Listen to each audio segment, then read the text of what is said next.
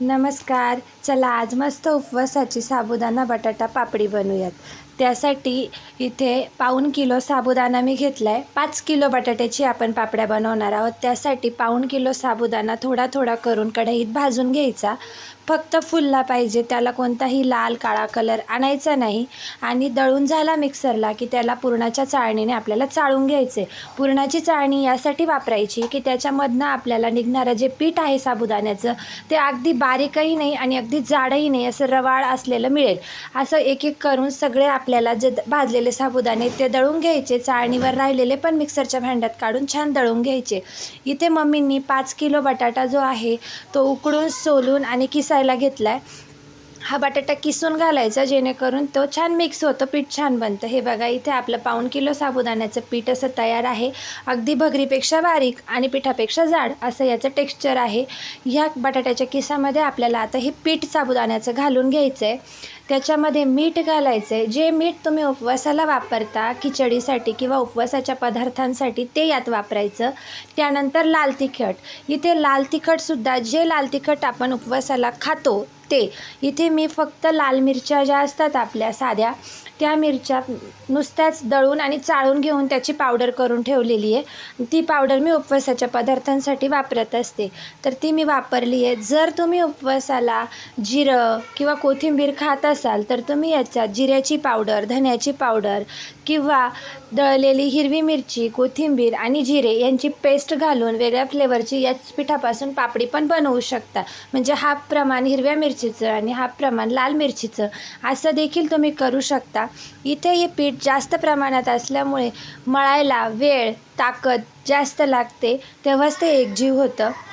जास्त प्रमाणात असल्याने हे एकजीव करायला मला फार वेळ लागला. जवळजवळ 10 ते 15 मिनटं हे पीठ मी छान एकजीव करून घेतलं आहे. याला जितकं छान आपण मळणार तितकं हे मऊसूत होणार, छान वाफलं जाणार आणि परिणामी आपली पापडी खुसखुशीत बनणार.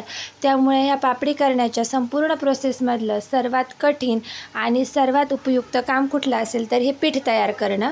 इथे एका कढईमध्ये मी पाणी उकळायला ठेवलं आहे. पाणी उकळलं की त्यामध्ये अशी ही शेवयाची चाळणी ठेवलेली आहे. या चाळणीत आता मी एक व्हाईट कपडा आथरला आहे. इथे माझ्याकडे असलेलं या उपरणं होतं व्हाईट कलरचं, सुती होतं, त्यामुळे ते वापरलं आहे. त्याच्यावरती असं पाणी शिंपडून घेतलं आणि हे तयार झालेलं पीठ आता मी याच्यावरती सगळं घालून घेतलं आहे.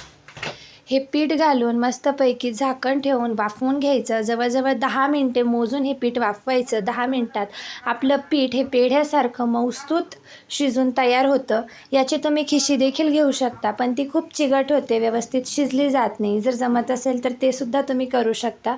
हे बघा, इथे लुसलुशीत असं पीठ शिजून तयार आहे. हाताला चिकटत नाही आहे, म्हणजे ते पापड्या करण्यासाठी तयार आहे. इथे ते तयार झालेलं पीठ आपल्याला असं परातीमध्ये काढून घ्यायचं आहे. परातीत काढल्यानंतर चपातीसाठी जसं आपण उंडा मळतो पिठाचा, त्याप्रमाणे याचा पण उंडा मळून घ्यायचा. छान एकजीव करून घ्यायचं. थोडा तेलाचा हात लावायचा म्हणजे खूप चिकटपणा त्याला येत नाही.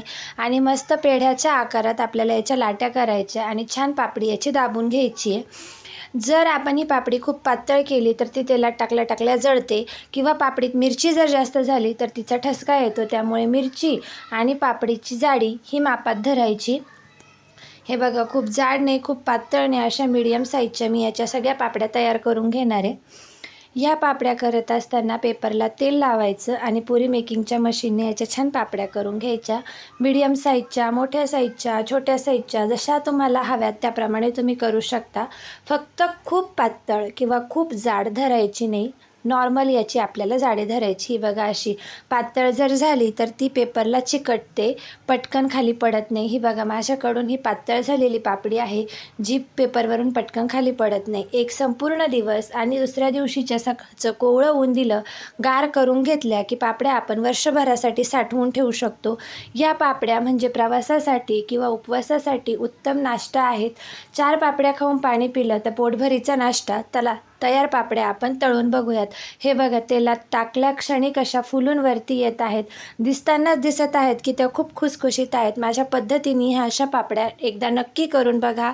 व्हिडिओ आवडल्यास, रेसिपी आवडल्यास चॅनलला लाईक, सबस्क्राईब आणि छानशी कमेंट नक्की करा.